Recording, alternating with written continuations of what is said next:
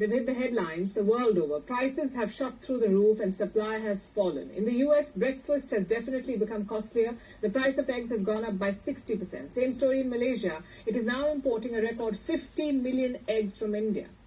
What about India? There's an egg crisis in the state of Maharashtra. In the UK and New Zealand, supermarkets are running out of eggs, so much so that people in New Zealand are now rushing to buy chickens to raise them. Desperate times. So what is causing this crisis? One big reason is an outbreak of bird flu. It happened a year ago. The impact is being felt now. This outbreak affected over 57 million birds. It hit around 44 million egg-laying hens. They had to be depopulated or culled. And this is just in the US. The outbreak was reported in other countries as well. So that's one reason for the shortage. Then there's the increased cost of fuel, feed and packaging. Also new rules. States like California have banned the sale of eggs from caged birds. Last month, egg prices in the US touched a record high. $4.25 for a dozen eggs. That's close to 30 Indian rupees per egg, 30 rupees. Then we come to New Zealand. At the beginning of this year, New Zealand outlawed battery cages. What are battery cages? It's a housing system used for animal production, mostly for egg-laying hens. Thousands of cages are stacked together in sheds. They contain up to 100,000 birds. Why are they called battery cages? Because these stacks look like the cells of a battery unit. New Zealand is trying to phase them out. Most of Europe, Mexico, Israel and Canada have already banned such cages, and Australia is planning to do the same. Their deadline is 2036. It's a good move if you ask the birds, but not so good for your breakfast. The ban in New Zealand resulted in an acute egg shortage. Stores have started rationing eggs. Prices are shooting up, and people are running out of not just eggs, but also options. In desperation, some have taken to chicken rearing themselves. This is New Zealand's largest online auction site for chickens and related items. It showed a 77% jump in traffic in the first week of this month. Animal charities have a word of caution though. They say these birds can live longer than a decade and they'll produce eggs only for 2 to 3 years. Most won't start laying eggs for several months. So if you thought you could start your own farm to table, well, think again. Halfway across the world, in Britain too, the humble egg is causing pain. In November, when the shortage first came to light, stores started rationing the sale of eggs. But many shops have run out of stocks now, and the ones which still have eggs are selling at more than twice the price last year. Meanwhile, Malaysia has sought India's help to tide over the crisis. India will be exporting a record 50 million eggs to Malaysia this month. Earlier, Malaysia was itself a major exporter. It used to export eggs to Singapore in large numbers, but thanks to the Russia-Ukraine war, the price of chicken feed has gone up, and this has led to a shortage.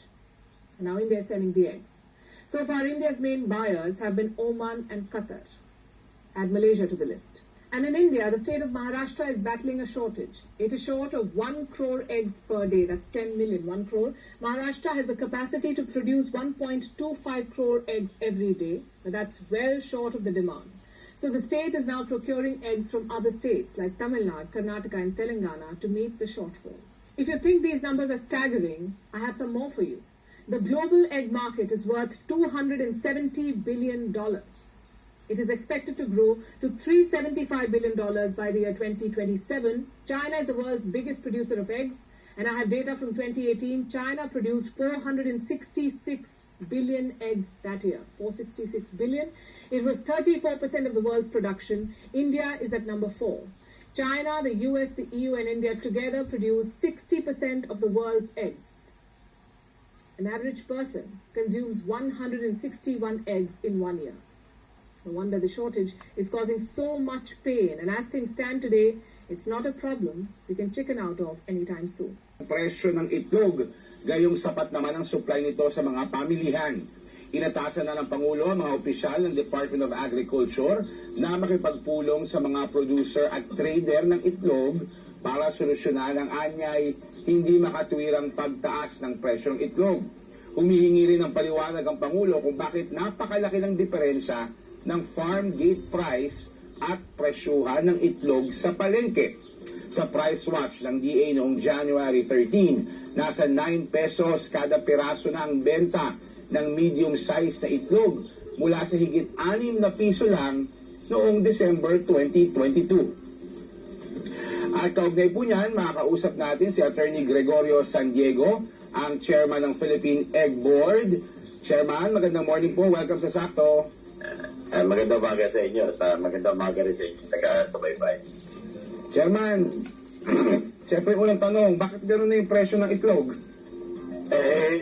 Tumaas kasi yung puhunan sa negosyong paitlogin manok. So, dati mababa ang presyo, maraming nalugi, marami din tumigil. Nitong nakaraang taon, nagkasakit naman yung bird flu, kaya lalong nabuhasan yung mga nag-aalaga ng paitlogin manok. Kaya ngayon medyo mababa yung supply natin ng itlog. So hindi po kailangan i-qualify yung nasasabing sapat yung supply kasi at sinasabi po ninyo kulang. Hindi ko sinasabi kulang. Ang sinasabi ko lang, nasa low side tayo ng production. Hindi naman kulang kasi kahit saan ka pumunta may mabibili ka na itlog. Tumaas ka na ng konti presyo. So, paano po yung sinasabing pagtalon ng presyo mula sa farm gate price po nito pagdating sa palengke? Saan po nagbabago yung presyo noon? Paano po tayo nakakarating sa mga kasalukuyang presyo? Yung sinasabi sa news na hindi makatwira, sana nakausap po na kami na nasa farm at saka yung mga middleman at saka yung retailer para kung ano yung katwiran nila para masabi na hindi makatwiran. Kasi pag kinuha sa farm namin yan, dadalhin yan sa mga middleman, dadalhin yan either sa dealer o yung direkta sa pwesto sa palengke, yun yung sistema. Ngayon, ang sinasabi naman at totoo naman, yung mga umahango ng mga itlog sa farm, lalo na kung malayo yung farm, siyempre, nagbalang pudo, lahat ng gasto, diba? Mga torbi, lahat.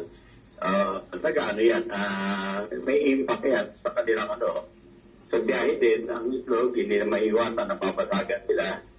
Kaya siguro kinukwenta nila lahat yan, kaya ganyan ang patong nila sa presyo. Opo. So sa puto-puto, Chairman, ano po yung price range na namomonitor po ninyo sa ngayon across sa iba't ibang mga palengke, presyo po ng itlog?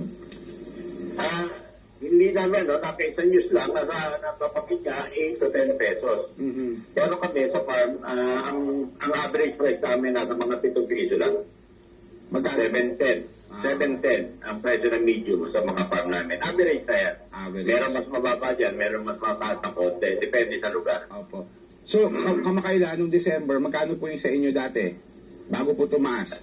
Hindi masyadong tumaas kasi tumaas lang, tumaas yan noong Nobyembre. Inaasahan naman namin yan kasi pagpunta ng Pasko at Bagong Taon, tumataas ang demand kasi hindi ba ang daming ginagawang kakanin pagka Pasko, mga leche flat, cake. So, expected naman namin na tataas ang demand. Nakapagtaas kami ng presyo nitong November. Pero na-maintain yung presyo na yan hanggang ngayon dahil ang taas ng kapital ngayon sa negosyo paitlogin manok Pagkatapos, tahan niya pa rin, hindi pa rin nawawala yung banta ng bird flu. Kaya, yan ang nangyayari. May mga pabalita kami, nagkakaroon pa ng bird. Kaya napapuat supply. Opo. So, Chairman, sa ngayon po, may forecast na po ba tayo? Ano po yung nakikita naman ninyo? Saan po papunta ang presyo ng mga itlog? Tingin niyo po, tataas pa po ito sa mga susunod na buwan? O kaya mag-level na or bababa po ba? Alam mo, ekonomiya nagdidikta dyan may tinatawag kaming threshold. Pag umabot yung presyo sa hindi nabibili ng tao, atras yung presyong yan.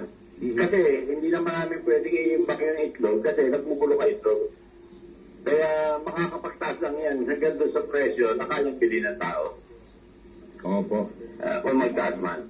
May mensahe po ba kayo sa ating mga kababayan na siguro po ay medyo nabibigla sa presyo ng mga itlog ngayon sa palengke?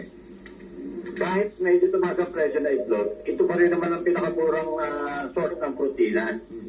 At ito pa rin ang pinakaginawang iluto. Kasi ang itlog may luluto mo kahit wala kang takap. ilaga mo lang yan, makakain mo na, di ba? Mag-scramble egg ka, konting asin lang na ipupulpul mo. So, pinakaginawang iluto ito at pinakamura pa rin sort of protina.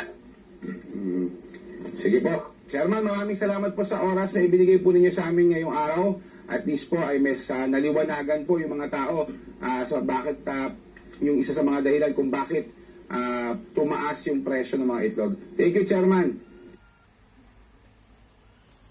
Okay, please subscribe to my Kabayan Agri channel by pressing the picture icon at the lower right corner of your screen. Thank you for watching.